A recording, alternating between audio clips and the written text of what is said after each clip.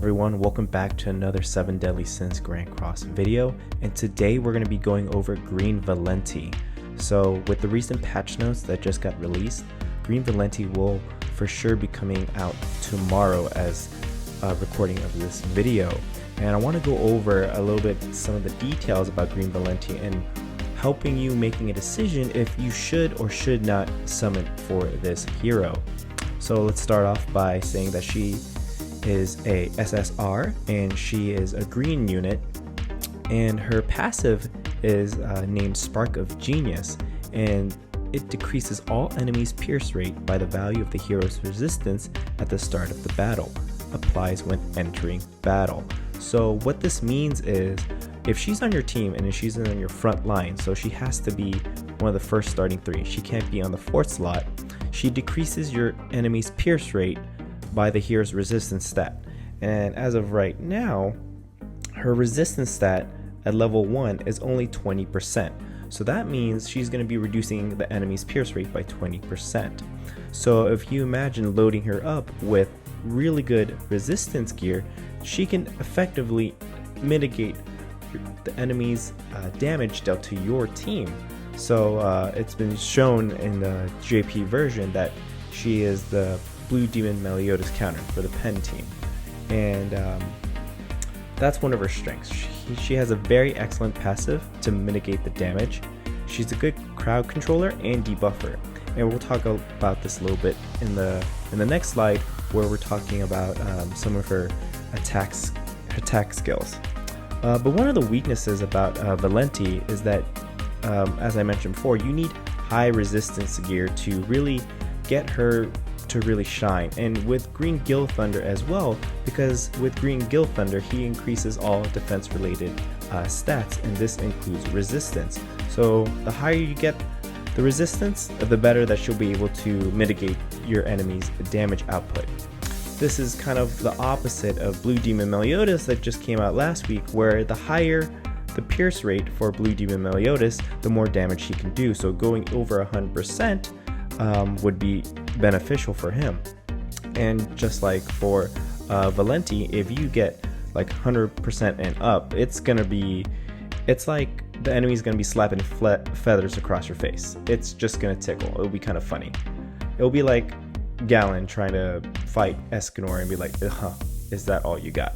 Basically, who decided you were gonna hurt me? That's pretty much what Valenti is gonna be saying to your team if she has excellent gear and with Green Gill Thunder at the back.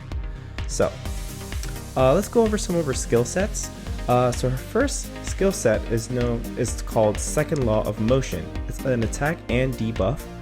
These are the cards right here for bronze, silver, and gold. So it inflicts damage equal to 180 for the bronze, 180 for the silver, and 300% of attack on one enemy, and that was for the gold. It's color coordinated here, so bronze, silver, and gold. And it also decreases defense related stats by 20, 30, and 40% for 1, or 2 turns, depending on what ranking of card you get. And once again, the 20 are here in bronze, 30 in silver, 40 in gold, and here bronze, silver, and gold once again. So you can see that initially her attack doesn't really change over time, but the amount of defense that gets decreased increases by 10%. So here she's basically being the support. She is mitigating the damage that you're receiving from the enemy and also decreasing defense of the opposing team. So therefore your DPS of choice, whether it be an Escanor or Blue Demon Meliodas, will be doing a lot more damage to the enemy team, and this is applied for either 1 or 2 turns depending on what level rank of that card is. So very good crowd control, so she's definitely good there.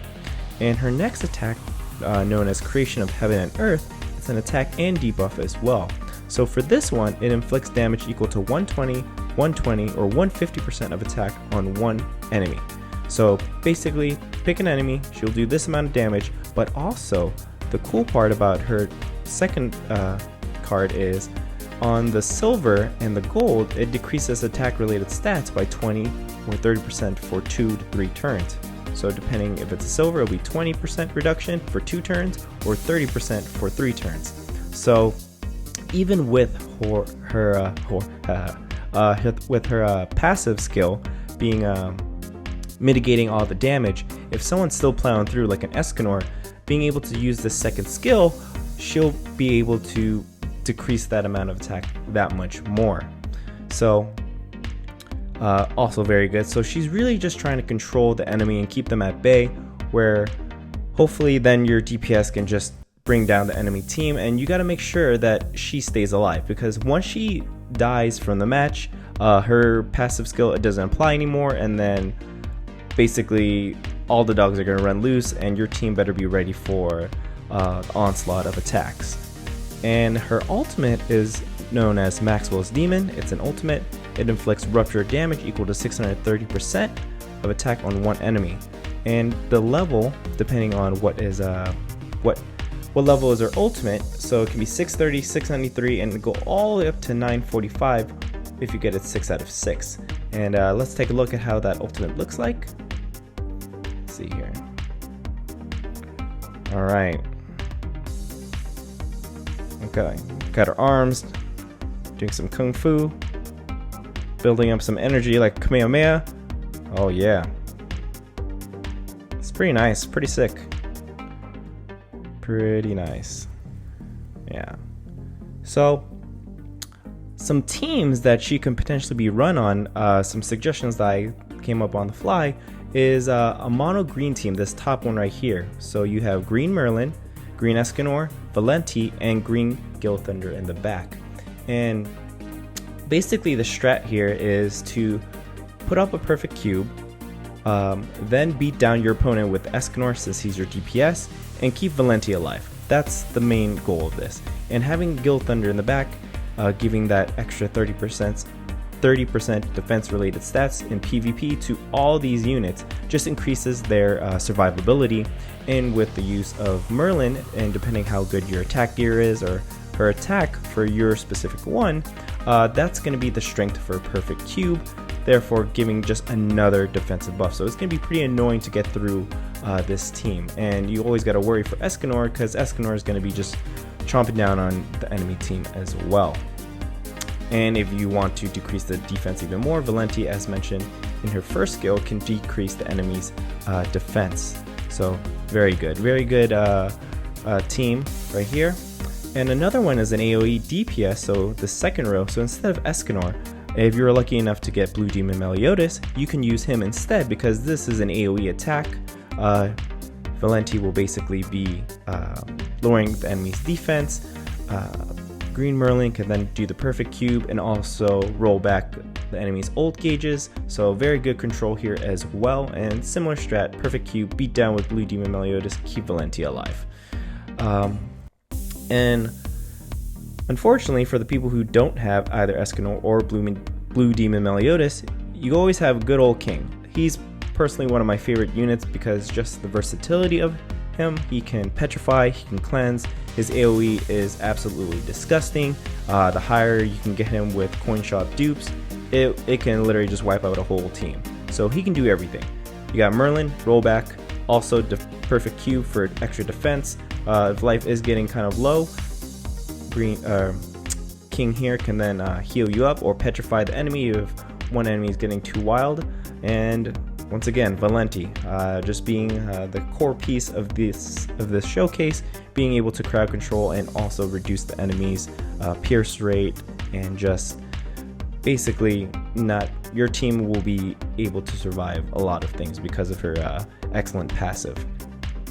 And some 4-slot subs that I mentioned here is Jillian, Elione, and Griamore.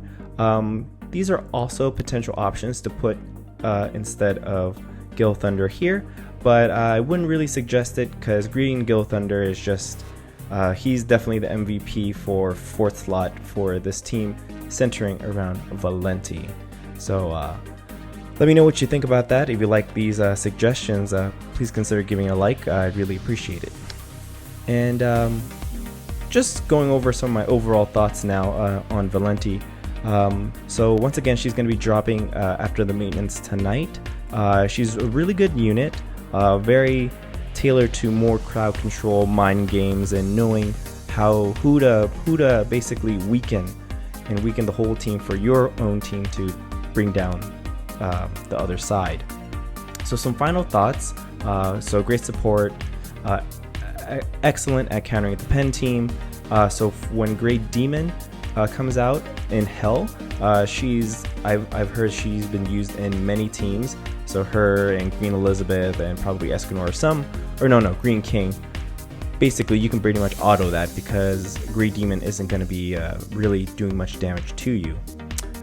So once again, with her greatness and her passive, you're going to need high resistance gear to really make this shine. So if you don't have that, consider building up a gear set for that right now. And also definitely run her on an HP defense set because you want her to stay alive as much as possible and make sure that she doesn't die, because once she dies, her passive goes away and it's like you never really had her, and enemies are going to start hitting a lot harder. Okay. And one last thought is that I don't see her too often in the Japanese side and Korean side for the 7 Deadly Sins Grand Cross, because as of now, and you probably have heard, there's lots of really strong red units running around like Lost Vein Meliodas and Red Derriere.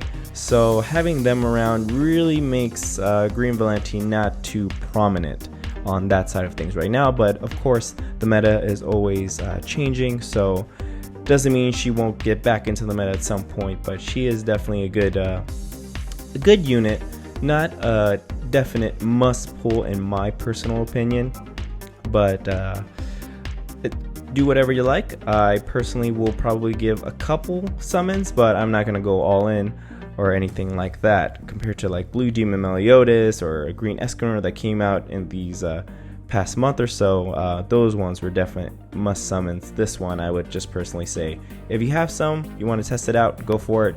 If you're free to play, I would just hold off on Valenti and just enjoy the 10 free multi summons that you're going to be getting from the 100-day celebration. So definitely good stuff coming our way. But yeah, that about wraps up this video.